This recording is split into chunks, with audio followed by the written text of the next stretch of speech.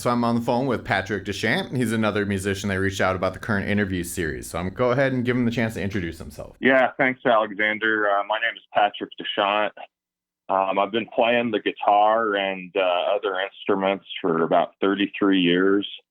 I live in Colorado, and I've played in and out of bands all throughout my life. Awesome, very cool. Well, speaking of throughout your life, let's go back to the beginning of it and give me some information about when you kind of first encountered music, and what about it kind of pulled you into it. So for as long as I can remember, I've just been enamored by guitar culture. My dad played the guitar, and I had even just a little toy guitar as a kid, and I'd emulate people like Buddy Holly and Richie Valens at that time. And then when I turned 8, I got an electric guitar for Christmas. And that's when I really dove in, and still just completely taken with the guitar culture of the late 80s and early 90s. And I was big into Stevie Ray Vaughan and Jimi Hendrix, and it just propelled me. And I took lessons for about 3.5 years and just learned a ton of guitar. And that's really what got me started. Okay. When you say you learned a ton of guitar, how did you go about that? Did you take traditional one-on-one lessons, or did you study tablature? What was kind of your process for learning? Yeah, so I did take weekly lessons. They were half-hour lessons. They were with a guy named Jeff Freud at Crescendo Music in Littleton, Colorado. That was a great shop back in the day. So I'd take in songs that I wanted to learn, and he'd teach me how to play them. I had learned a couple things already from one of my uncles. So I had a basis of at least knowing what the strings were and a few chords. So he'd teach me, Hendrix songs and Stevie Ray songs. And eventually through that, he started introducing to me some of the scales and the theory behind how it worked. Okay. And from that, did you kind of line it up against, the songs that you kind of wanted to learn and kind of bump up that information so you eventually learned to play them? Or was kind of your focus just to, create with the instrument and eventually start writing your own music? So at first it was definitely just learning cover songs. But then I noodled around a lot too, always. I'd say I've been writing almost since I've been playing the guitar as well. Just because you learn 3 chords and you put them together in different sequence and just kind of mess with the strumming when you're noodling around. So you kind of inevitably end up writing something. So it was almost more accidental than intentional, though. But then as I got older, maybe around the time I was 12, 13, I did start intentionally writing songs. And another thing got me going on just when I was, let's see, how old was I? It was junior high. I think I was 10 years old or middle school, and I tried out for jazz band as a 6th grader, and I made it. So my guitar teacher, who was still that guy, Jeff Freud, started teaching me jazz chords and jazz scales as well. And that took me up to a different level at the time. Okay. And then while you were learning guitar, was that kind of your main focus, or did you kind of bring in any other instruments? So at that age, I was entirely focused on the guitar, and primarily the electric guitar. And I probably started playing acoustic guitar maybe around 14 or 15. And maybe about 16, I started playing piano, was my first delve into other instruments. Okay. And then since you started learning at such an early age, did you participate in any of the traditional school programs like concert band or anything like that? I never did, other than jazz band. So I was in jazz band for that just 1 year in middle school. And then we actually moved to a different town. And they didn't have a jazz band. So I just played with other people, other kids, and had a band in middle school that played a school dance. I'd say it was probably my first performance out. And then we also played school dance at one of the private schools in Steamboat Springs. So that was my outlet at that time. And then we moved yet again when I was in high school. And the high school there did have a jazz band. So I was in jazz band again. But no formal concert experience or anything.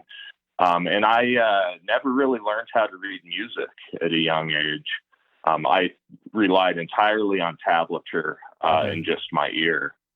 And as I've gotten older, I've learned how to read music almost as a necessity for some of the pieces I've played with people.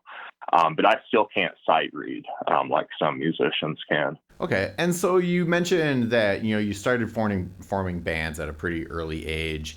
How do you think that that kind of progressed into playing and then creating the instrument? Did you find yourself auditioning for a bunch of different bands, or did you kind of have like a solo project that you brought people into?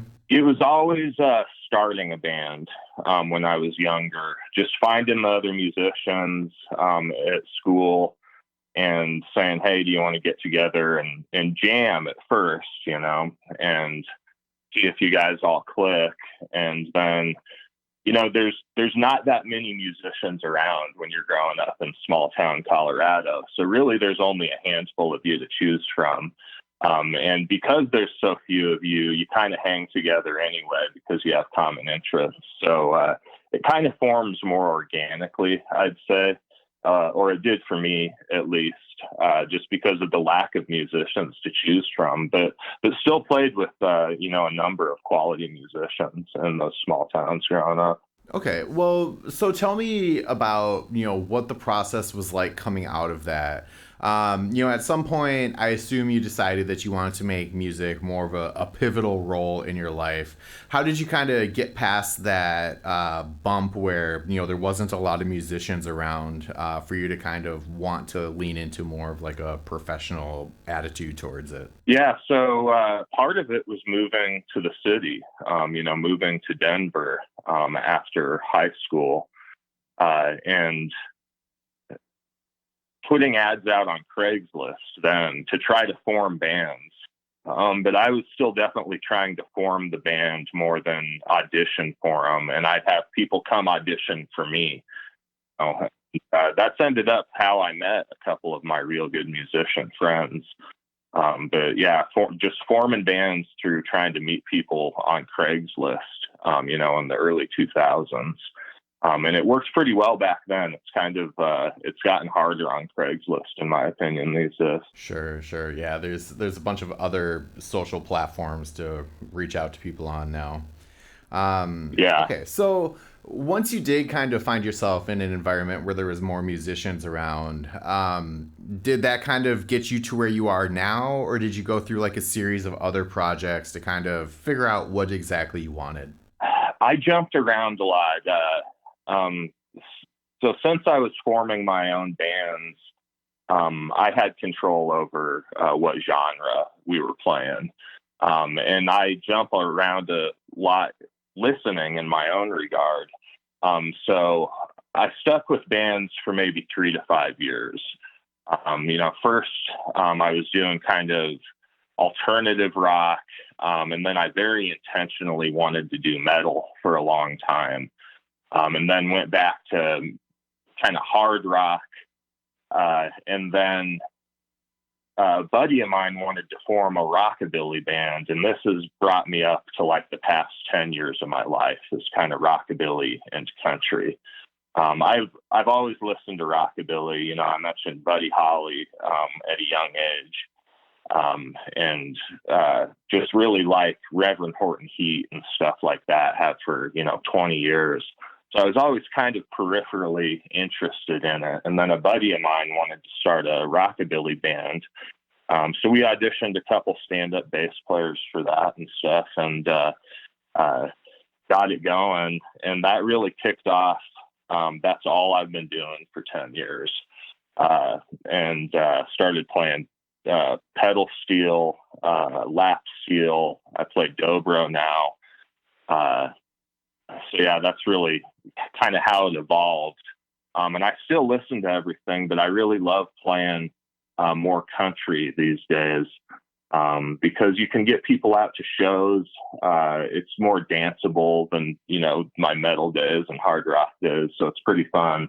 And that's really what I enjoy doing is this. Sure. So that kind of brings us up to where you are now. Um, Tell me about the project that you're currently in. Obviously, it's like a rockabilly project, but what is the name of it? Who you're working with, that kind of stuff. Yeah, so the name of it is Dustin Elliott and the Broken Radio. So it's this guy up here in Newcastle, Colorado. Dustin Elliott formed this band. And this is a really cool story, actually. So I had moved to Glenwood Springs about 2.5 years ago, and had stopped playing in bands prior to that due to the pandemic, just because you couldn't gig out for a couple years. And then I moved, so I wasn't playing with my former band anymore. And I was just having a hell of a time finding musicians to play with in Glenwood. And Dustin had put an ad up on Craigslist, actually.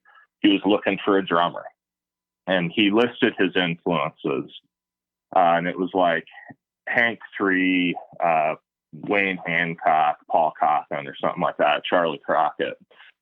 And I reached out to him and I said, "Hey, I don't play the drums, but I really like that kind of music. These are all the instruments I play.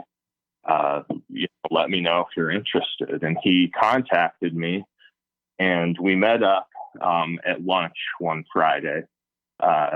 It was me and Dustin and Cody, the bassist in the band, and we just talked for like an hour to see if we clicked at all. And we did. We had a great conversation. And at that time, I actually hadn't really been playing the lap steel much. But I'd owned one for years, and I had kind of messed around with it a bit. But they wanted me to play steel. And I said, yeah, I'd love to give that a shot. So they asked me if I could show up that Friday night. And I did. And I brought my guitar. And I knew enough that I held my own that first night. And we had a great time. So I went home and I really practiced and came back the next week. And, it was on.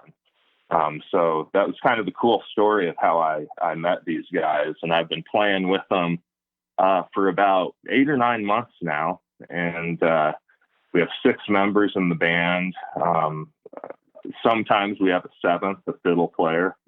But we're playing a bunch of festivals in Colorado this year. We're playing Strawberry Days in Glenwood. We're playing Mountain Fest in Carbondale. Got some other shows locally up here, so it's going to be a great summer. And that's kind of what's going on now. And the first time I'd really ever auditioned for a band like that, so that was cool. Yeah, that sounds very cool. That's a great story. So with that being one of your stories, what are some of the other kind of pivotal moments that have happened to you in music that, have stuck with you and kind of keep you going? Yeah, I'd say there's probably a couple things. Maybe one kind of personal revelation I had was in my early 20s. I started playing with my good friend Josh. And at the time, I had just been playing blues and classic rock for years and was really kind of cocky. And I had this mindset that I could play lead over anything. And he really made me humble and showed me a lot of different music that I hadn't been exposed to, that really made me realize that there was always something to learn about guitar, that you were never the best, or you should never be cocky, because there's always going to be somebody out there better than you. And you should always just try to learn as much as you can and listen to as much as you can. And you might not like all of it, but you should listen to all of it and try to get exposed to it and get better all the time. He showed me music that had different time signatures that I wasn't used to, and just really opened a world for me that made me approach music completely differently than I had been in my life. So that's probably one of them. And then another one was, through just discovering musicians. I always try to find new music. So I'm on a constant search for new music. So that's kind of related to the previous story. But one specific musician I found that really changed the way I look at music again was Buckethead. And he's one of the only metal virtuosos that I even really listen to anymore. But just the way he plays riffs feels so intuitive to me. And it's like things that I would play if I could play as well as him and as fast as him. It just really made me realize that you should always kind of write music in your own way, and not care what anybody's going to think, because Buckhead has a ton of critics too. But it's beautiful, so you should always just do what you want to do and, make it sound good. So finding him was another really pivotal moment in my music life. Yeah, I will definitely back that up. I got the chance to see Buckethead in a pretty small venue a few years ago, and it was amazing. Yeah, he's incredible live. Everything about him screams rock star, Yep. Awesome. So, what are the links where people can find out, the current project that you're working on and take a listen to the stuff you're doing? Yeah, look up Dustin Elliott and the Broken Radio on Facebook. We have a page there. My personal Instagram, which is pretty bleak, but there's stuff on it sometimes, is just Patrick David Dechant. And then there's our Dustin Elliott page too. He posts a lot of stuff on the band. It's just Dust Elliott on Instagram.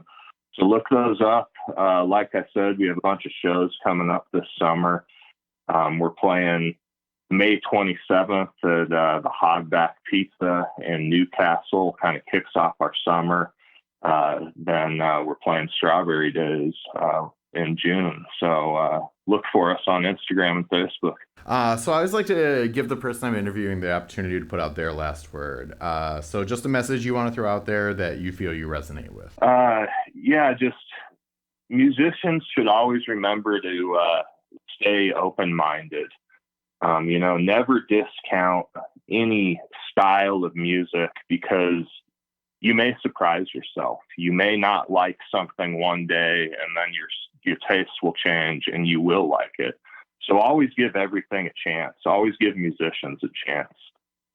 Everybody's trying their hardest, and there's a lot of good music out there that you haven't heard yet.